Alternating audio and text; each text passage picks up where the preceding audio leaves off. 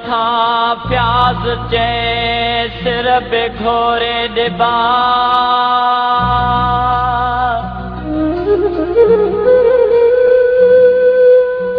कदे मन मचबा महबूब खां मिसलो चे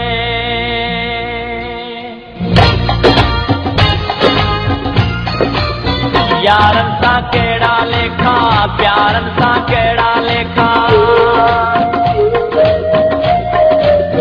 यारन सा केड़ा लेखा प्यारन सा केड़ा लेखा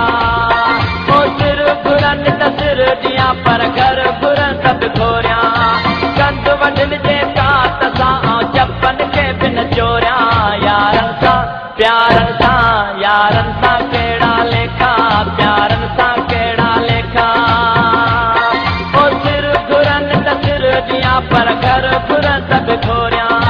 कंद वडन जे का तसा चपन के बिन चोरिया यारन सा प्यारन सा यारन सा केड़ा लेखा प्यारन सा केड़ा लेखा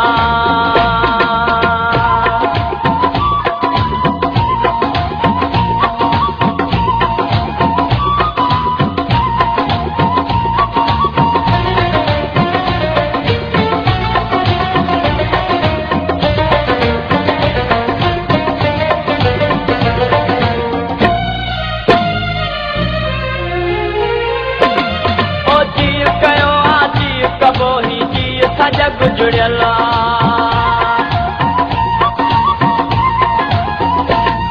ओ जीव कयो जीव कबो ही जीव सा जग जुड़ियला मंदिर की जे मन में सो अञा ताईं उजड़ियला यारन सा प्यारन सा यारन सा केड़ा लेखा प्यारन सा केड़ा लेखा ओ सिर घुरन त सिर दिया पर घर घुरन सब घोरिया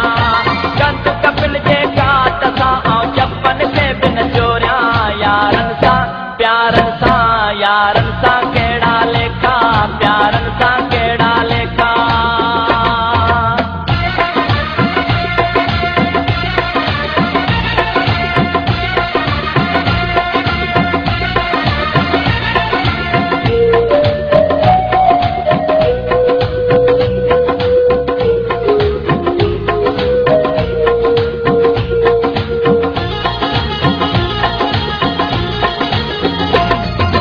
दुख दियने आ सुख दियने आ मर्जी महबूबन जी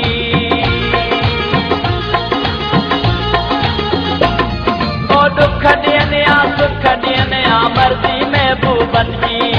जैसी आए सांस जिय में निभी गुलामी तंजी यारन सा प्यारन सा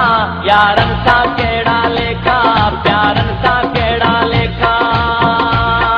ओ सिर घुरन त सिर दिया पर घर घुरन सब घोरिया कंद वडन जे का तसा चपन के बिन चोरिया यारन सा प्यारन सा यारन सा केड़ा लेखा प्यारन सा केड़ा लेखा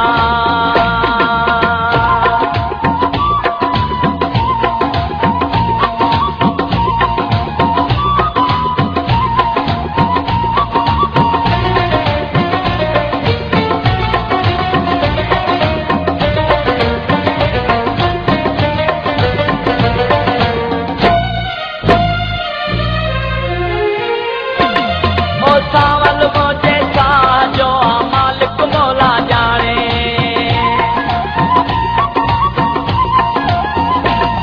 ओ सावल मोजे सा जो मालिक मौला जाने मीराली महबूब लही तन पयो थो ताणे यारन सा प्यारन सा यारन सा केड़ा लेखा प्यारन सा केड़ा लेखा ओ सिर घुरन त सिर दिया पर घर घुरन सब घोरिया कंद कपिन जे का तसा चपन के बिन चोरिया यारन सा प्यारन सा यारन सा के